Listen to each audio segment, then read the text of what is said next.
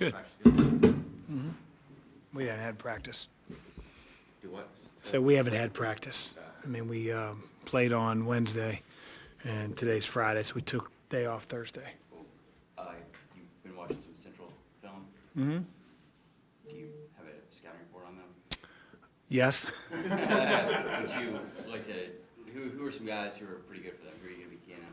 Well, I mean, the two leading scorers are Randy Miller and Ty Graves. I mean, two guys that shoot a really, really high percentage from the three-point line. And, that's really where they get their majority of their points, those two guys. Do you have any play that seems to been gelling through the first 3 games? I think we're improving. I don't think we're a finished product. I don't think anybody is at this stage of the year. But, we just have to continue to improve, and that's what our quest is.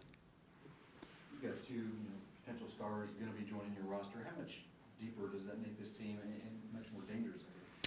I said when those two got injured, as down as I was for them, I think it was going to make our team a lot deeper when they did return. And so I think some guys have gotten a little bit of experience that maybe they wouldn't have. I know they've gotten more reps in practice simply because of the body count.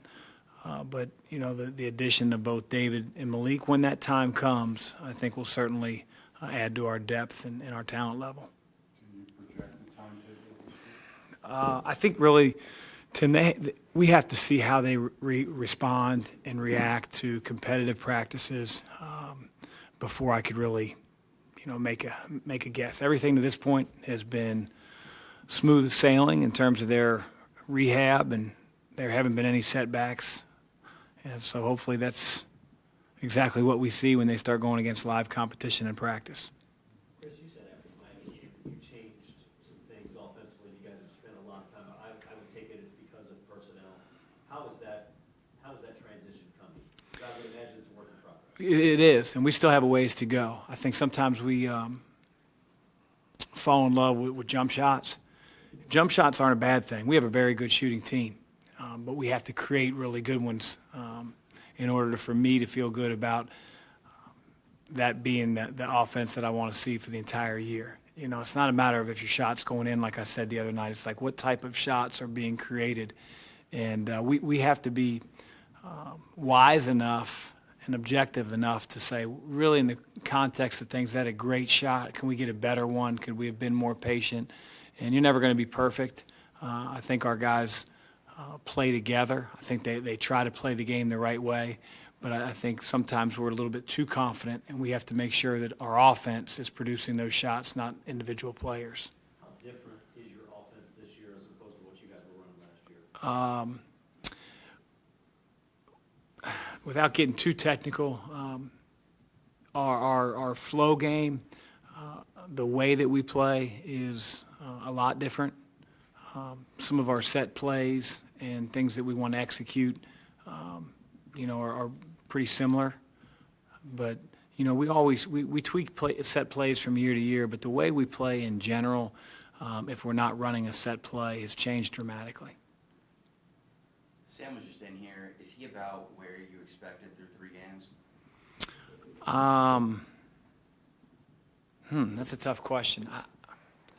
I expected Sam to be a really good player, but I didn't. Maybe I'm not smart enough to say, in Game 3, this is where I want him.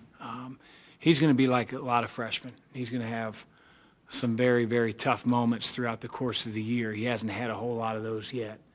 How he responds to those will be key for him. But it's a long season for every freshman in college basketball. He's doing great, and he's been a big impact on our team. Did you talk to the team at all about UK Evansville? Very little. The guys are, they're fans of the game. They're very well aware. I mean, you can't, unless you're living in the Stone Ages and you don't have social media, you saw it. So a lot of times you don't have to necessarily point that out as a coach. I think the older guys especially understand. You spoke highly of Fresh after the game. Did that still kind of shine when you looked at the tape? And could this be that light bulb moment for him?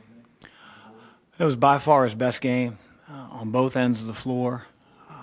Is, I think, as excited as maybe Cardinal fans were about his offense, I was in love with the way he defended. I mean, he did a great job against a very difficult team in terms of personnel. He was right place, right time. He was completely locked in, engaged both on and off the ball. He played extremely well, and it's what I really expect to see as we move forward. He's not going to have big night scoring because his job is to, get his team involved. But if he's disrespected, if they go onto the ball screen, if he finds a driving lane, it's good to see what he did the other night. I want to ask about Jay Scrubb and what your philosophy is with JUCOs. Is this something that, given the turnover in college basketball now, you have to look at that hard? I think with Jay's recruitment, Tim, there are a lot of variables that sort of come into play. We recognize that we had 6 freshmen on this year's team. On next year's team, we will have 5 sophomores. Jalen will be a freshman, Jalen Withers. That would be, at least 3 freshmen. So you're talking about 8 of your 12 scholarship players being either freshmen or sophomores. We would have no juniors in that class. And, that was because, obviously, of the gap with Coach Padgett and us losing a freshman class that year. So we wanted to try to find, whether it was a transfer, whether it was a sit-out transfer, whether it was a junior college player. And obviously, Jay being a local guy, as talented as he is, knowing who we're going to lose, it just made total sense from the very get-go.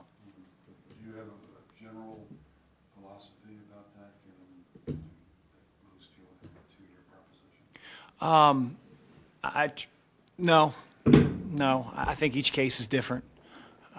I think that we weren't going to scour the country for junior college players. But, we're going to try to find the best players that we can here at Louisville. And whether they're incoming freshmen, the traditional route from high school or prep school or junior college, from international, you name it, we're going to try to at least do our homework to figure out who are the best 12 or 13 players that we can put on scholarship, and it all makes sense. Trying to balance the classes as best we can. It gets a little bit more difficult in today's day and age since guys leave early. The fifth-year grad transfer route, the lack of immediate playing time with guys transferring.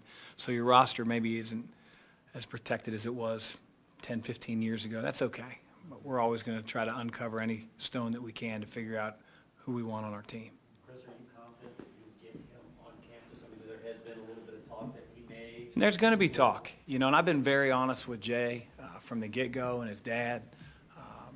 I think that would be a little bit like Jordan, foolish to project what's going to happen in March, April, May, June. But we're going to be lockstep with him every single step of the way and offer whatever advice we can. And, just like in Jordan's case, he made the best decision for Jordan. I'm confident that Jay trusts the relationship he has with the coaching staff and the feedback the NBA gives. And, hey, if he's a first-round pick, we'll be there to root him on. And if not, then he'll be in a Cardinal uniform. A guy like JJ, you described him had a meteoric rise. When you see a guy like that on the high school level, AAU circuit, explode like that, does that get a coach kind of excited about, man, how good can this guy be? Yeah, I mean, you want your recruits trending in the right direction. There are a lot of kids now that were the greatest 8th grader and 9th grader in the history of basketball, only to barely earn a Division I scholarship by the time they left high school. You see that happen a lot more than you see a guy like JJ coming out of nowhere. And so we're awfully excited to add him. I think he's going to continue to fill out. I'm not sure if he's done growing. His skill set is ever improving. So we know we have a good one, and I think he's just the tip of the iceberg when it comes to his potential. There was a mock draft posted recently that had 3 of your guys going in the first round.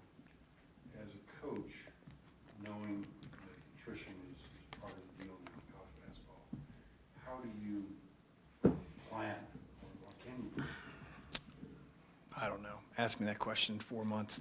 I mean, it has to enter into your recruiting thinking that we're likely to lose this guy at this point and that guy. Well, if you're talking about, the three I think you're talking about, one of them's a fifth-year guy, so he won't be here. I've already had those conversations with Jordan, and Sam's 3 games into his college career. And so I'm going to always be honest with the prospect, the family. If they start to concern themselves about that kind of stuff now, there won't be enough rounds in the next mock draft for them to be a part of that. They got to worry about winning games at Louisville, becoming the best player they can.